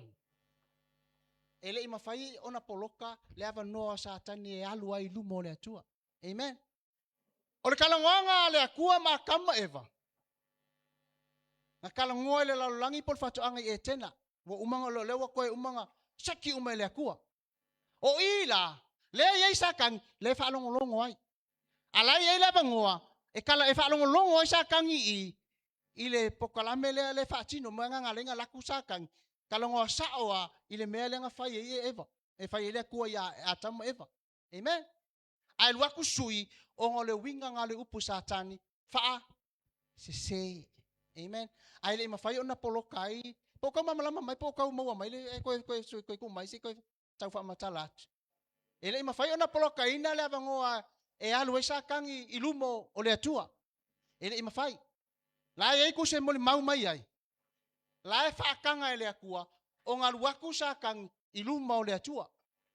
Le tala no tu se yopu. Amen. Yeah. Hello. Whaftai au lewa. Mau atu le si vaenga. Ole tatau mawhau pe. Ole o plan le atua. Pe ona iai le pasolonga pokalame le atua. Iai masatani le lalolangi. Sai le langi. Ma o mai le lalolangi. E ole tatau mawhau. Se pesa tau e ana. Na uone whai le atua le tangata. Ai tuli mai lalol meolo o tatu iai. Ia pole ale fofuanga le atua sa iai le. Ma foina ia le o tele na lotoa el to tele la langi le ima tele falonga ta. Ia e o lava I nisi time. Ia e o vai ata ita ia. E ata la tate ale misa mal to lua ia wa alu dia pamtalang. Ia ai pe o fai tu au ele atua au mai le ia sa tani lalo ia tato nunumi ai. Ia ai faftai mo le mtau. Amen. Ia se sili mai ya. Sili le tu mai tua pol fa lau tele le tu mai ya aniva. Na ya aniva. Maftai mtau e tele yo le avanoa male fa mamal maina mtau pua. Fa lo tele ina itato. Amen. Ole mau le avanoa ole o satani lumo le atua. E moni mfa maoni. Wa ole si sa kangi sa yai. Amen. Ona ole sa ngai oi le ki apor sa ka ko kua mai le lalolangi sa ka ko le lalolangi. Sa ka ko wa mio le amio sa kangi aya. Le avanoa le ana au mai le atua e ala ya ke risu. Le wa tato yai le alofa tu no le atua. Le wa esa wa kokong. A olo makua sa kangi le meanga o yai kua. Fa aftai le avanoa na tu ele atua ya satan. Le usa wa ilo sa kangi kong. Le wa u faula ina nei ma o ta lia ai Yesu Kristo e ave fa ave mari faula lo o langa e ala le loftu no le tu le ka ko ke ola ke mingai o se fe auta uala ma se fa ma lo si tele mo tata langa le fa me tala tu spa yo kele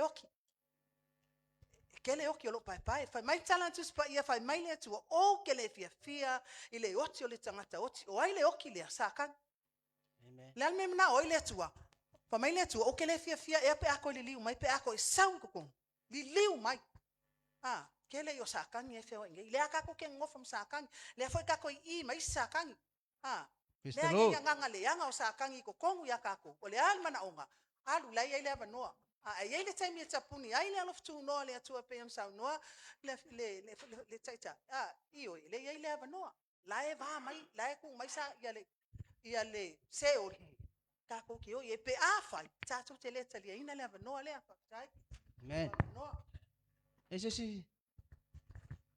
Ole ya ole malu.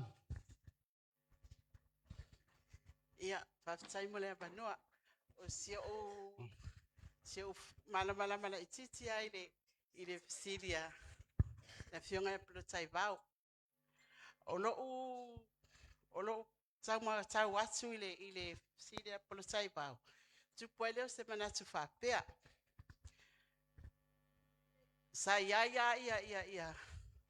ia sa tani i porkalame le atua.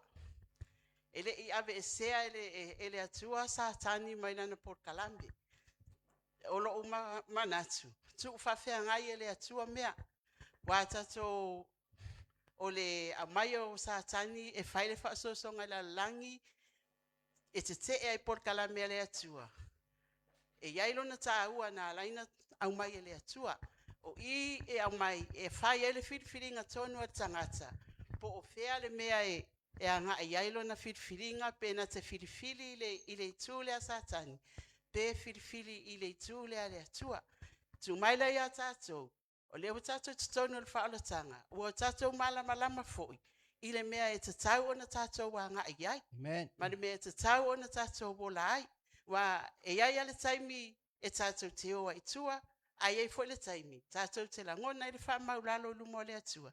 Tātou foi i le atua. Ai tātou tia ai mea a sātani. Ai le I ave e sea le atua sātani mai ana Port Kalami. Ona o le au mai le atua. O le lalolangi ma le langi. E fili tātou po o whea tātou te anga i ai. Pe tātou te fili a sātani. Pe tātou te fili le ola e whababau mai le atua. Ia o sia umana I titi a le. Ia, ave tau langa pati lo tua. Ia le. Tina ia polata I vau. Tina ia polata I vau. Ia vi ia le tua. Ya vi ele tu nei tai au. Esel mana yo le. Me ke musse le kat ye wa ngai. Sa wau. Ya vi ele tu nei tai au. After lo sung ato no me felen su ye le ngapa ia o le a onga nei tai au. Tere se nga mo. After mana. Ai o after ai. Ile au mai ele tu tongi mai lalo sa tani ia. Tongi mai lalo ona ya. O inala anga lue ai. E sila fia le atu le tangata moni o na malo Amen. le o sa tani sa ve o tato lo foi o le atu ai ko ke lo o sumali o ti apolo ai fa aftai o no por Kalami le atu o le o tu mai sa tani man ta mai menti e la langi ia I lo ama sila fia le atu le tangata e mausali lo na malo ele malue me ka mai ai ko em sa tani o lo aftai nei tai au ia wa fo ia pena fa malue ai sila fia le atu o tu mau ya na ia pe au le folo me sa tani ia o manu malo ina lo na swapa le anga le atu ia le atu nei tai au Tu ia Lucy. Praise the Lord. Fasai lava mala manoa. Amen. Fasai fo ela sanga fa fe ngai ngamo matsang matsa upu matsang o fiele ni tai au. Le olo o fa fesili pe tau pipi atu o ele fa fesilia pola tai pau. E fa pea. Ile fa mamla mai na tsa mtsa upu. Na fa ele atu ia satani polo sifelo.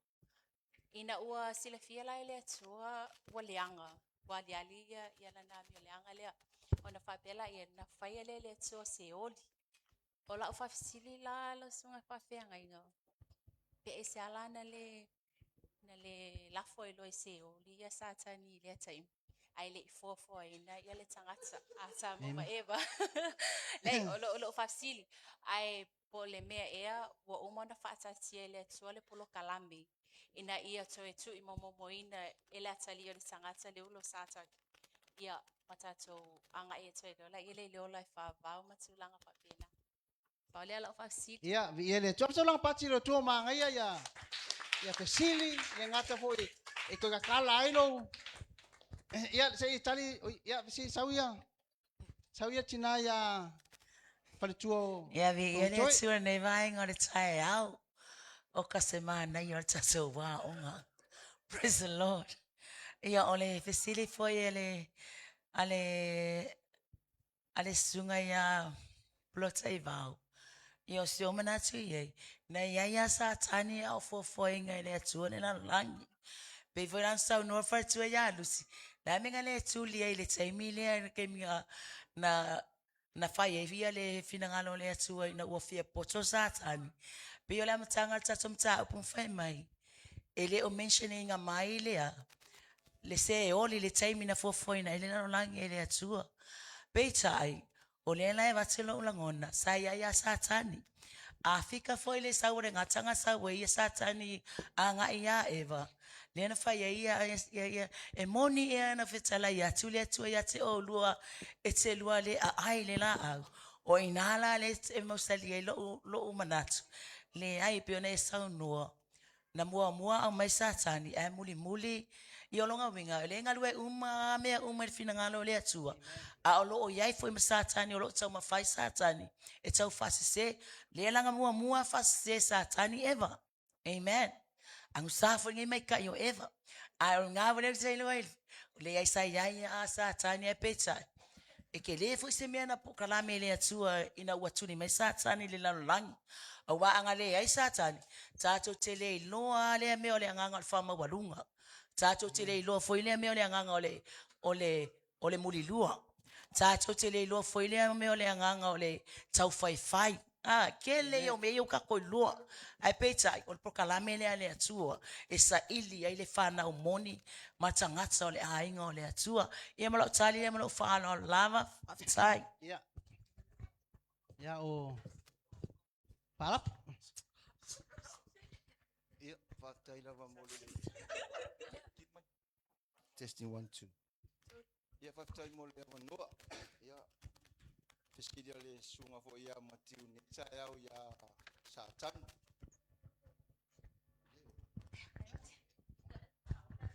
Tonu ele mafai se taso tato na ve ese ia por kalame ali tua.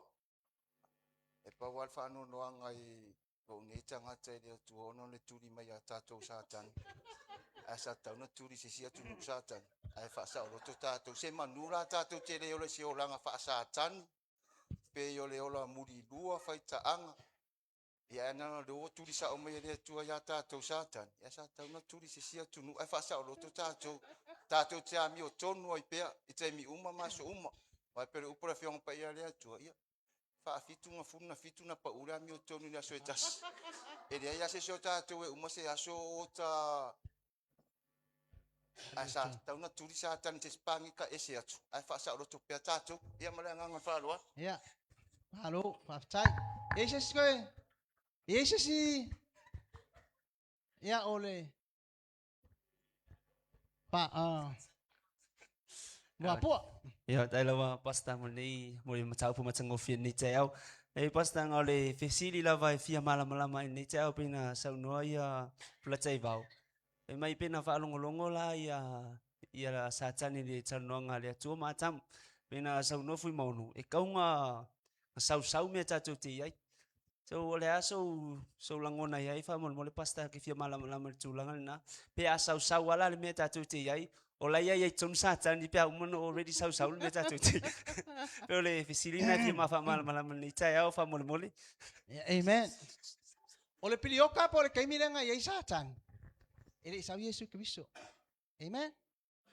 Ola ta tanga me uma. O mai. Ai ale me ku kasi. E ele me ka ole pule ao. Amen. Ole pule ao la ile ao ai. Le chua. A ole pule ao le ngake fa ka ngai le me tupu. Amen. Ole ku foi. E ele lang kaimi. E sete le ku le kaimi. Amen. A ele salmo, a umalo kaimi kele salmo. Olo i ungofia. Seoli. E seke le ku me uma. Kaimi. Inga wakuli mai foi le ku sa kangi mai le lang. Nga seke le ku le taimi o satani e ai le kaimi e o ai le me ka ofia. Seoli. Le fai mai ai ua iloa e ia ua pupu ona aso. La kalango ile period. Kaimi. E ai le kaimi e fa poka. E o foi ia te oe a e soi fu le kaimi ngai. Lai ai le kaimi ale ku e ke ola ai. Amen. Po le a foi ma o loko kangaka. A o ale kaimi ale ku e le liu ai. Ele mafai fa mai ne tala chapter pa ia. Fa mai ele fa vau ona fi na olona nganga male. Tangata. So ole pule awanga le kua ona olana taimi. A o yaila sakangi ele yo ole kai me ku ole me ka ofea. Se oli. Fa malolo Yesu le kakafonga ka ole ke ono. Fa mai le kala anganga. Fa mai le tala anganga ya Yesu. Awangi ya. Awangi kuria ma koifea. Fair? Fair kusi ngaksu if I say kusi ngapa memol. Sita fa makul vayanga dia. Ole upu nga fa ngai nga. Ole upu tofe. Ole upu tofe. Ile ngana e pero ole fa palang le apes. Amen. Mai le upu le fa palang ile ngana e peru. Ole to ele ngata.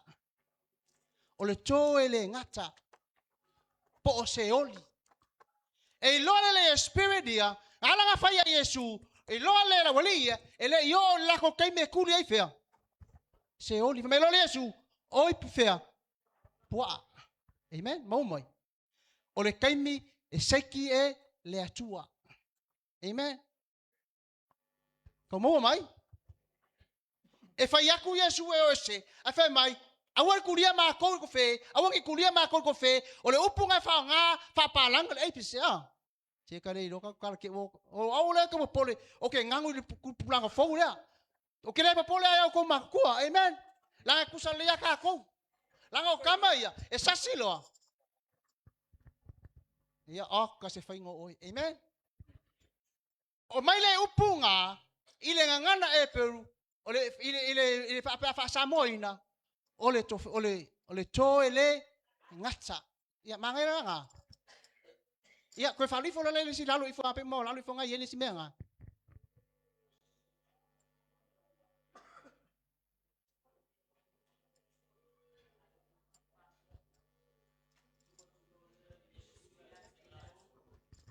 Oi fa fonga ngaleanga. Nala chole chini.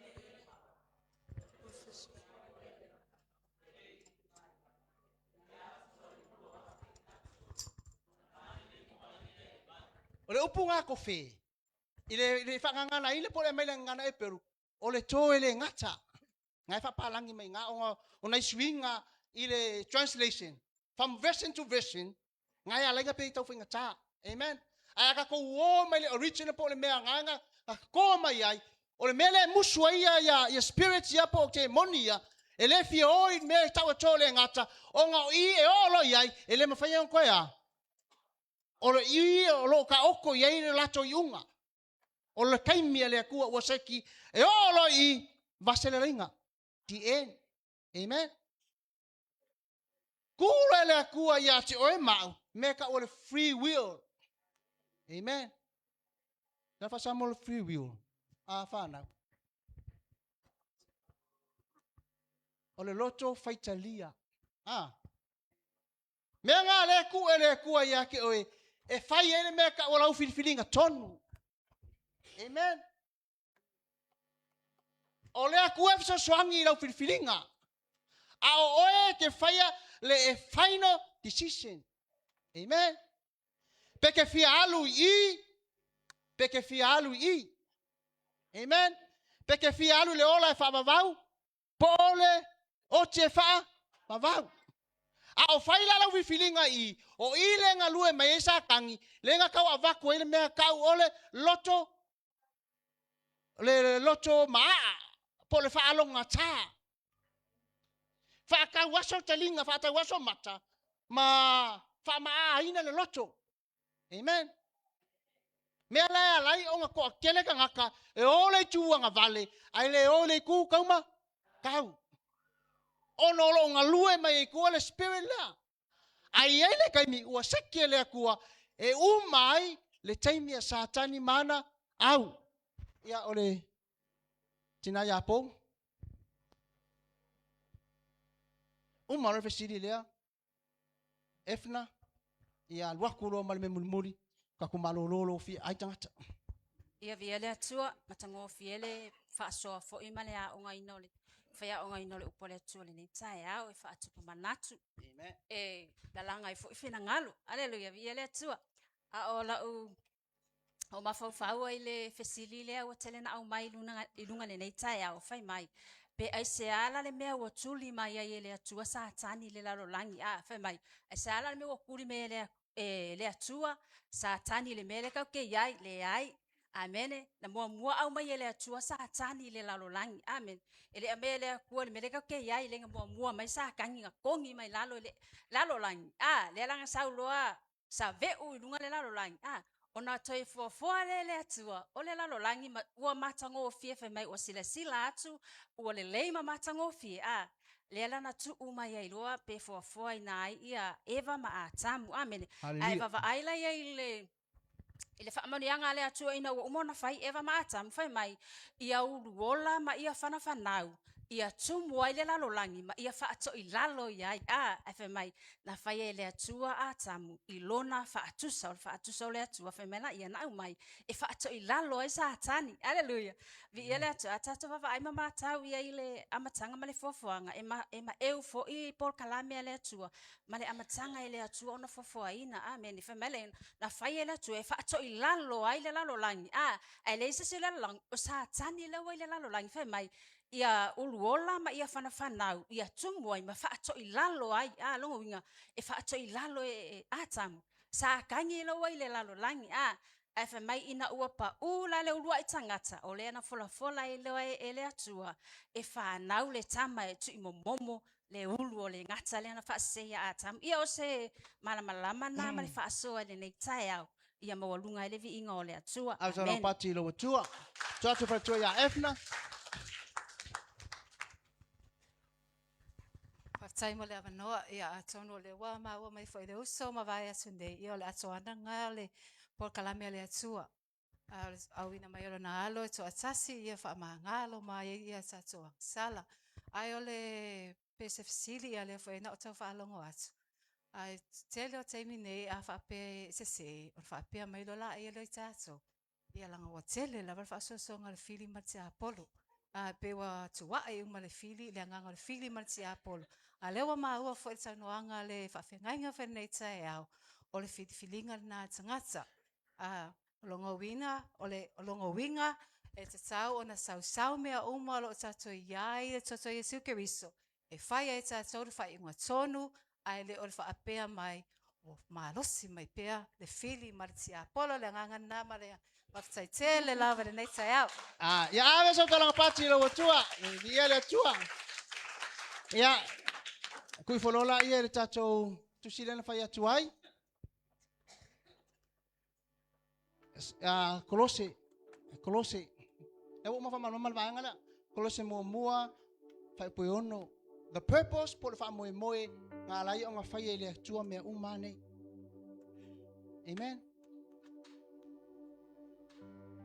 Fai kau fa kasi. Oi lai se tu pei ona la langi malava lo fo mai foi le fo fa pei ona fai ate o to foi tsalu les to fa long mai lo le ai ma le fa mau lo fa tu no le tu Koi fai kau. lo ai ate pei ona le la langi malava o lo fo mai ai foi le fo fa pei ona fai ate o to foi tsalu le asona o to fa long mai lo le ai ma le fa mau ni le lo fa tu no le tu O le purpose nga ko skui fo le fa alinga faalon fai pe sumalitas. O le fa moe a ko nga o le tua na fai ai oi amen. Inga ye lo le fa ma oni o le tua i lo na alofa Tunoa amen. Sanga sala tangata sa yer ke minga ka ko ilalo yo tato malo ka ko tal tus paia ele ai sa mi o tonu lalo ole langi a po le lalo le la ai o ka ko falo longo maka ko lo le fa ma ongi ole ko onga ole alofa Tunoa o lau fa longo la le nga wai lo loto manga ma e falo longo ma e talia ina le alofa o le atua e ala ya Yesu Keriso ia saulo la ma le fai upu lea ia ona tato malo lo ai lolia ia fai le ali e tau lava oe ina ia tu atu ia te oe le vi ima ma le whane ne ma le mana a wana e whaia mea umalawa ona lo fina ngalo fo e ai la tu ma whaia amen koi fai kau manino le ali e te tau lava oe ina ia tu o atu ia te oe le vi inga. Ma le whaanene e, ma le mana, awana e whaia mea umalava. Ona o laufina ngalo foi e ia la tau ma ua whaia. Amen. O le wha moe moe ngā whai ai e lea tua satani. E avaku le vi inga ma le whaane tanga. A inga ua le anga ka ngaka. Kuli mai lalo. O ngā avaku le atua ia ke oe le mea ngā. Sa kuhu ai sa kangi lumo o le atua. Wha mai ua avaku ia ke ai. Ia te oe. Wha mai leli ie. E ta tau lava ia te oe na tui natu ia te oe le vi inga male. Whaane tanga. Male mana awana whaia. Mea uma lava. Everything. Ngā wha mai ai le tala ke nese. Na whaia e le atua le langi male. Lalo langi. Atala no le langi male lalo langi. La tala no i mea uma. A mea uma ia. La include ai mai. Oe. Ale ala ume whai. Ina wa tuli mai sa kangi. O le ngaluenga na tangata. E wha atua tua e le atua. O le whai vi inga. Ma ave le whaane tanga. Tatu tulai mai. A whai wai no le tai aole nei. O oi o le tangata whirifilia e le atua. Ua sui tūlanga ia alus felo. Ta pena lau vi inga e le tai aole. O le mea nganga penga ai ohe e le atua. That is the purpose why God created you. Mea nganga penga ai ohe e le atua. Pena fo ai ohe e le atua. E avaku le vi inga i le atua. Ono sailo fia ai, ono sailo vai vai. A fai wai no le kai alo nei. The purpose por favor e moinga fai ai oe le tua. Ta pena lau i inga i lo tua. Hallelujah. Chinu wa wa. Papa ya tulo waftai lo tua no lau.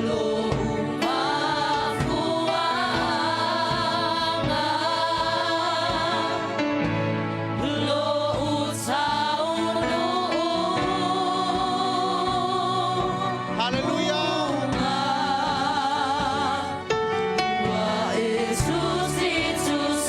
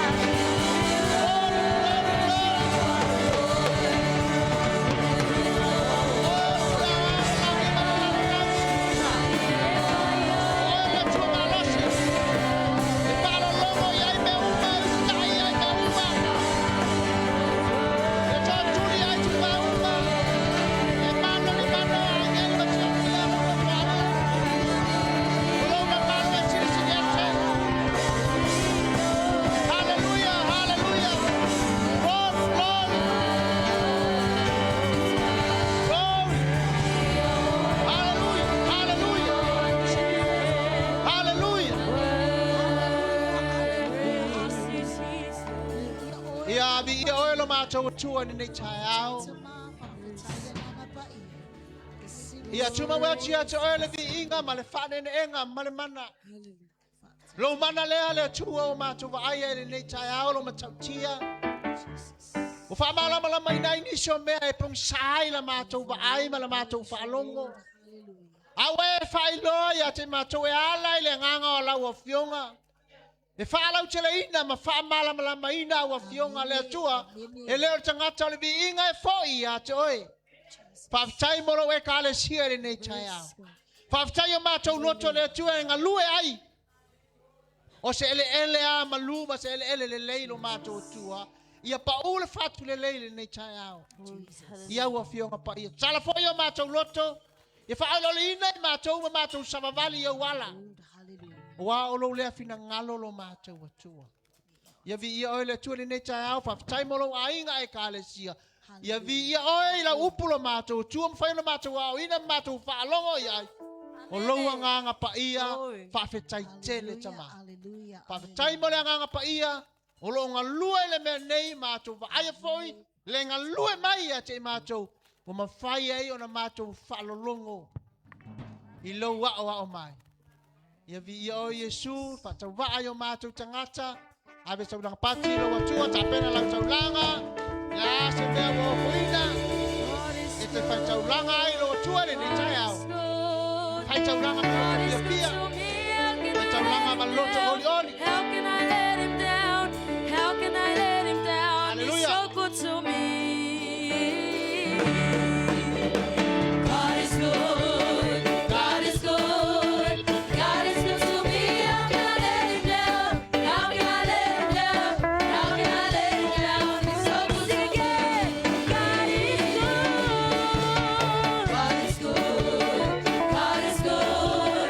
God is good to me. How can I let him down? How can I let him down? How can I let him down? He's so good to me. He picked me up. He picked me up. He turned me around. Placed my feet on solid ground. How can I let him down? How can I let him down? He's so good to me. He picked me up. And he turned me around. Placed my feet on solid ground. How can I let him down?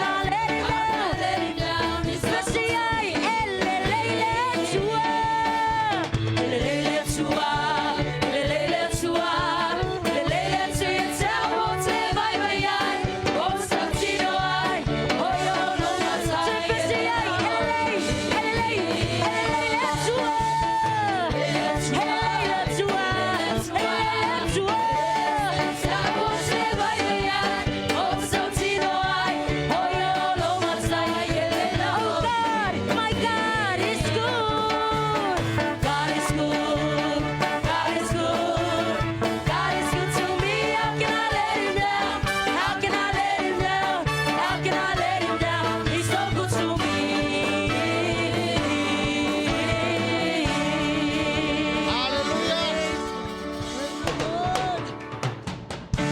Ia vi alama oe lo mātou tua le nei tu lao lo sauninga. Ta pena la a whaiwina.